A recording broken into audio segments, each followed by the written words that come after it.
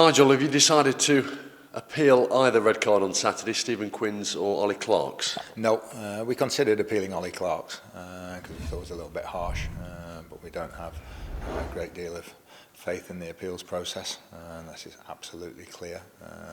Then it's very difficult to overturn decisions.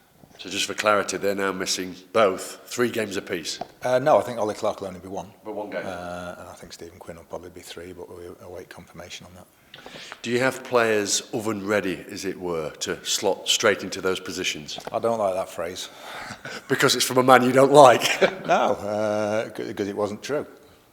So if we have them, then hopefully we'll be more prepared than the oven ready that you're referring to. No, we've got players who were featured last night in the under-23s, got a game under the belt, and it gives an opportunity with 2 players being suspended. It gives a great opportunity for another couple of people to come in. Yeah, what did you make of that match last night in the Premier League Cup? The under-23s beating Sunderland. Yeah, they had a youngish side out, but they've always had an excellent academy and that. So I thought we played very well. I thought the quality of the goals was good, and I thought it was a very good game. First of all, they hit the bar before we even scored, and they had situations, not as many as us, but very pleased with the lads who went out. You're always looking for attitude first and foremost, and the work rate and everything. I think playing in the stadium helps, without a doubt. So it was a good game for them, good timing. Back to first team matters, how do you reflect on that match at home to Harrogate last Saturday?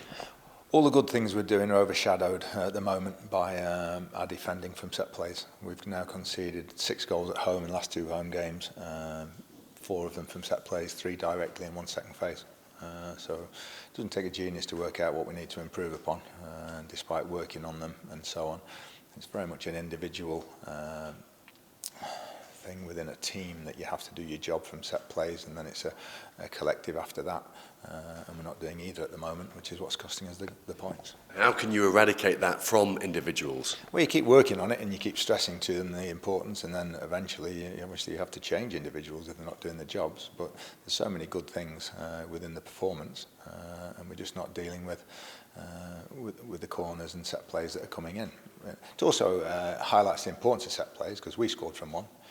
They scored 2 direct and 1 second phase, so all 4 goals on Saturday came from dead ball situations, and Harrogate are the sort of team that maybe don't create an awful lot from open play, but they capitalise on your mistakes, and they're very, very dangerous from set plays. Most disappointing, isn't it, defensively? Because at the other end, you look at the stats don't always tell you everything, but they're often reflective of how a side's doing, and you're up there, top 5 in terms of shots on target. I think you're 3rd in the league, or shots away at goal, and then chances created. You're up there again. Yeah, that's the plus side of it.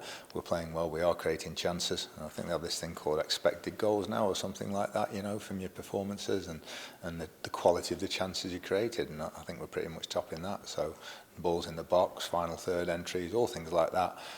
We're well up there. But it's just dealing with these set plays that we have to do better that's costing us games. So how do you get this balance now? Because you go into every game and the Stags often look like they're going to score, but they also look like they're going to concede. Yeah, it's not balanced because we want to keep doing all those good things we're doing. We don't want anything we're doing at the expense of that, and it's not as if we're being cut to ribbons because we're being exposed at the back. Nobody's doing that to us. We're just causing ourselves problems. Teams aren't having that many corners against us. They're just scoring from a high proportion of them because we're not defending them well enough. So we'll have a good chat this week about it, whether we change our approach, and we sort of tend to go a couple of positions and then sort of people picking up. Whether we change to a sort of more zonal approach, we'll have a chat about that this week.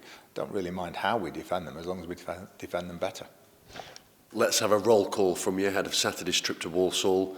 Who's missing? Just the 2 suspensions, hopefully. Ollie Clark we think will get the 1 game, like we said, and Stephen Quinn will probably be the 3, so that rules him out for a good 3 to 4 weeks with us having no midweek games. So he'll get a decent break. No doubt we'll miss him, but opportunities there for other players now. What about James Perch? He'll still be out. There's no time scale on that yet. I think he's seeing a specialist again next week, and we'll know a bit more after that.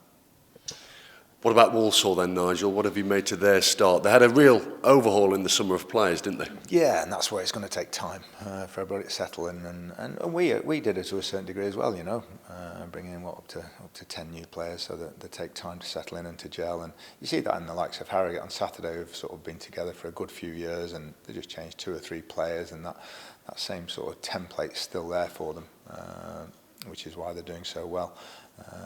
So all teams that have brought a lot of players in, sometimes it'll look good for a few games, and then it's sort of a bit disjointed.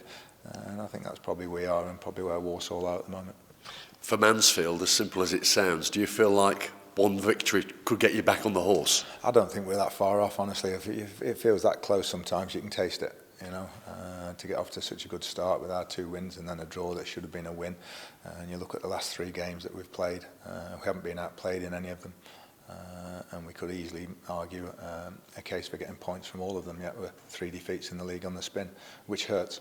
You've got to then, even when you're not sort of winning games, we've got to get draws and try and sort of keep that board ticking along and keep the confidence going. It's defeats which crush confidence. Are the players hurting right now? Yeah, I would have thought so. They looked at it in the dressing room on Saturday.